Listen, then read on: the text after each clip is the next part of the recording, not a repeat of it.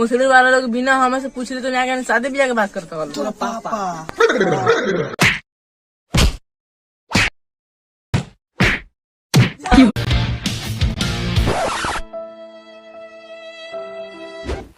इस साला के सोचे नहीं कि शादी ब्याह करा दी कि माजा मारी। इस साला के तो बापे लड़ छूत भाइयों रे उ लड़छू थोकन चाहे घोड़छू थोकन अभी तो हम करे के बा।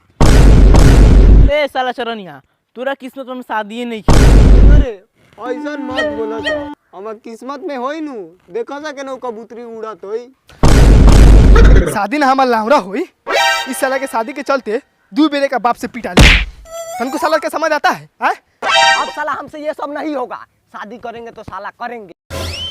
ए साला चरनिया अब तोरा शादी होके वाला ना खाऊ। ए परोटिया हई सरवा भोलवा के समझा ले हमारे मिसाले के त पाइपे जाम कर दे। मार मार इस साला भोलवा के मार के पाइप ना तू गांड के नस जाम कर। साले के शादी के खिसियाल बड़ा चुप साला, अगर आज चाह देंगे ना तो साला 2 लड़की लेके भाग जाएंगे, लेकिन नहीं बाप मातारी का इज्जत देखते हैं इसीलिए साला लेके नहीं भागते हैं। मार साले के एगो तो लड़की पटा झाट नहीं खे आ 2 लड़की लेके भगियान। इज्जत देखतान हमर लाड़ के ना इज्जत देख। साले के गांव में गुदा ना श्रीलंका में कूदा। तू साले बोल दी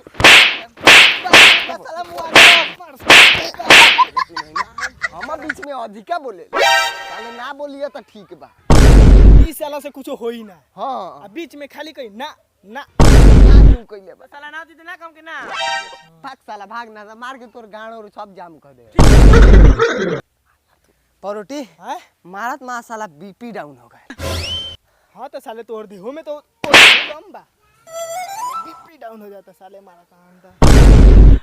परोटी हम में कोनो कमी बा सरवा शादी नहीं के ना ना ना ना ना कोनो ना कोनो कमी तो जरूर होला तबई तो शादी ना कहू हो। साला कमी कथी बा तनका देख के बताओ तो।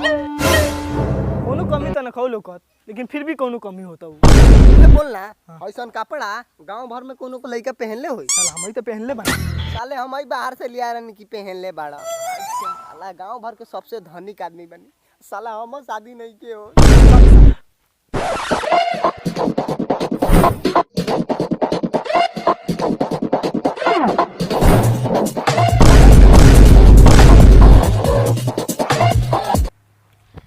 भैया कबूतरी भाग गए।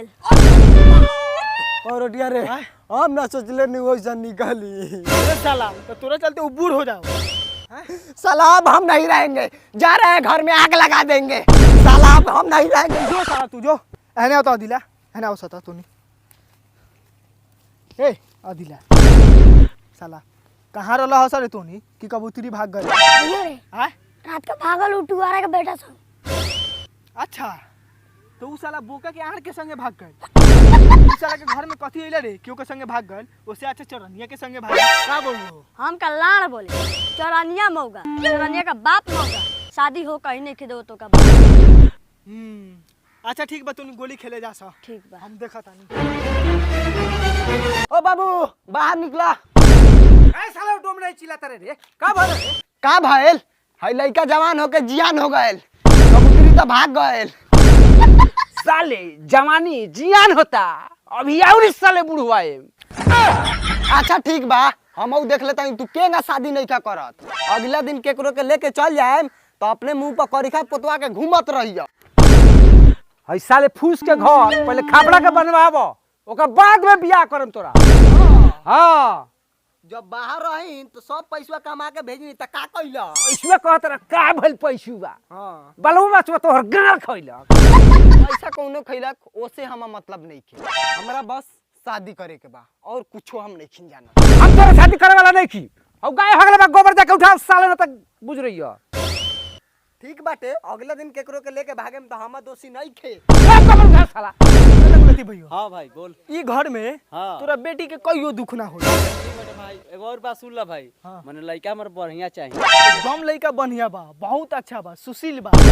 याक सियाक ना चाहिए फिर। ना ना ना ना ना चल चुपचानी हाँ भाई। चुपचानी तय कर ले हाँ। सब तोरा बेटी जिंदगी भर खुश रही घर। रोटी हां रे गोबर उठो तो भूले को कर।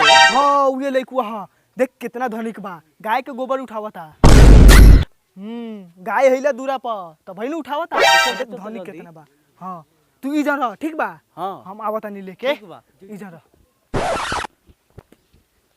ए चरनिया, साला गोबर बाद में उठेबे, ठीक बा? काहे रे? एगो अगुआ के लेके आयल बनी बड़ी मुश्किल से। तो बड़ी मुश्किल से अपना बेटी देवे पर तैयार भइल। हाँ। तो बाप के मना ले। हम सब काम कर ले, तू खाली मना। कनु लेबे? हाँ हाँ। अगुआ के तो एकदम मना देले बनी, हाँ। लुखी पे चढ़ा देले बनी उनका। हम अपना बाबू के मनावत हनी। चल लेके आओ जल्दी से। ठीक बा। बाप के लेके आओ। रे साला परोटिया, हई ले आए पर बैठाओ, तो ले हम बापुआ के बोला के लिया आवतानी। पलंग लती भैया के बैठा। हाँ भाई बैठा आवता।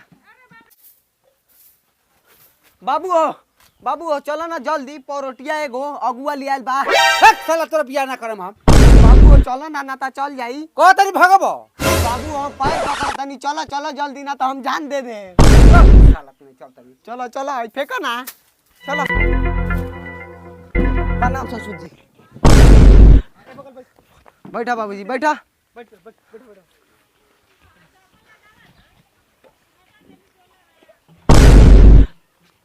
ए चंटी करा काहे लाल बड़े बोल जल्दी। बड़े साला ई चोट्टा मेहमान बारे। ए चाचा जी, तनका इज्जत से बोली, अगुआ बा, ना तो यो कैंसिल आ जाई। ओ काहे लाल बड़ा पैसा? शादी करे के बा, वही से आल बानी बेटी के तोहरा बेटा से। हाँ हाँ ससुर जी शादी होई, बोलल लियो कहिया होखो। ए साला हम बतियाब के तूए बतियाबे रे। अच्छा ठीक बा चाचा जी, रहुए बात करम तो जल्दी से अगर बात करके तय तामिल करी। ओमे सोचले का लाड़ बा लोग दोनों जानी। और रउआ भियान कहतनी बानी तो हम भियान तैयार बानी शादी करेला। ए भाई साहब 1-2 महीना टाइम लागी बारात जाएला। ए लाड़ के 1-2 महीना जाई घरे, 5 दिन के अंदर में तोहर घरे बारात आई। ये बारात लेके जाइए हम जाता नहीं। ओ बाबू ओ, काहे खिसिया गइल? तूहे बात कर। ओ भाई साहब जाई रहुआ 1 महीने के बाद बारात। अच्छा ठीक बा चाचा, मत खिसिया, 1 महीना के बादे बारात जाई, लेकिन खुशी से बारात जाई। ठीक बा, जा लोग। चला बाबू चला। ई दोनों बाप बेटा साला बुया तो लड़ छूता है बांस। पलंग रहती भाई, चलो। शादी होई 1 महीने के बाद पक्का, जब तक तू तैयार कर, ठीक बा? चल ठीक बा, शादी के, ठीक। चल। Please tell me that I can't, that I won't, that I तो कैसे हैं आप सब?